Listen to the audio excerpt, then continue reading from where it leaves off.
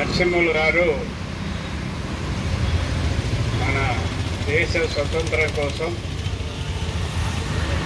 తర్వాత పాకిస్తాన్ యుద్ధంలో దేశ రక్షణ కొరకు ఆర్మీలో చేరి ఈ భారతదేశాన్ని కాపాడే విషయంలో తను చాలా గొప్పగా ధైర్యం చేసి మిలిటరీలో చేరి మిలిటరీ సర్వీస్ అంతా చేశారు. అలాగే ఆయనకు సంబంధించినటువంటి పిల్లలు కూడా చాలా బుద్ధిమంతుడు. ఎవరి ప్రస్తావన కానీ ఎవరి ఇది కాకుండా ఇక్కడికి దగ్గరలో ఉన్నట్టు అమ్మవారి సేవలు చేసుకుంటూ, అలాగే భార్గవి అనే పెద్దలు పుష్పగిరి క్షేత్రం కొరకు ఆర్నిషాలు గత 10 సంవత్సరాల నుంచి నేను చూస్తున్నా. ఆ పుష్పగిరి క్షేత్రానికి ఒక గిరి ప్రదక్షిణను తయారు చేసి మరి ఎంతోమంది ఆధ్యాత్మిక స్నేహితులందరినీ జమ చేసుకొని ప్రతి నెల పున్నమి రోజు ఆ గిరి ప్రదక్షిణ జరిపించి ఆ చెన్నకేశవ స్వామి యొక్క ఆశీస్సులు పొందుతూ ఒక దైవ చింతనతో జీవించేటటువంటి ఒక కుటుంబం మీద అర్ధరాత్రి ఒక అధికారం ఉంది అనేటటువంటి ఒక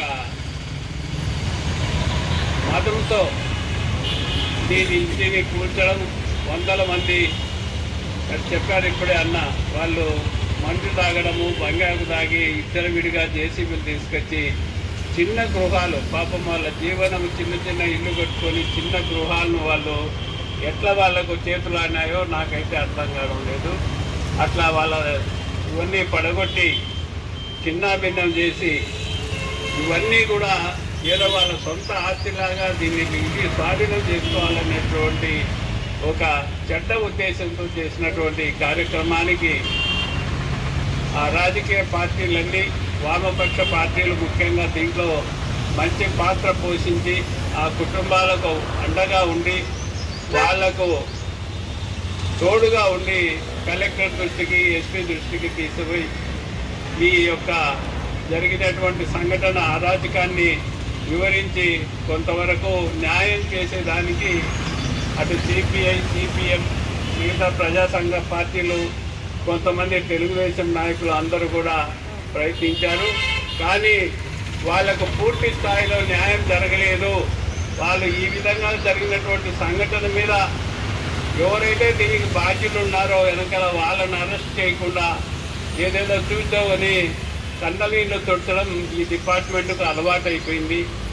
ఆ అలవాటును మేము పార్టీ దృష్టికి కూడా, తెలుగుదేశం పార్టీ దృష్టికి కూడా తీసుకుపోతాం. అక్కడ కూడా దీన్ని వివరించి మరి పేదవాళ్ళందరికీ న్యాయం జరిగే విధంగా మా వంతు కృషి చేస్తామని, తర్వాత ఈ కుటుంబానికి అండగా ఉంటాం. ఏ విషయంలో అయినా కూడా ఈ దౌర్జన్యాలు కానీ, బలవంతంగా కానీ ఇట్లా చేసేటటువంటి ఏ చర్యకైనా మేము వాళ్ళందరికీ అండగా ఉంటామని మనవి చేసుకుంటూ, తెలుగుదేశం పార్టీ పేదల కోసం పుట్టినటువంటి పార్టీ. అటువంటి పార్టీలో కొంతమంది స్వార్థపరులు చేరి దీన్ని చెడగొట్టడానికి తయారు చేస్తున్నారు. దాన్ని ఎప్పుడు కూడా పార్టీ సహించదు.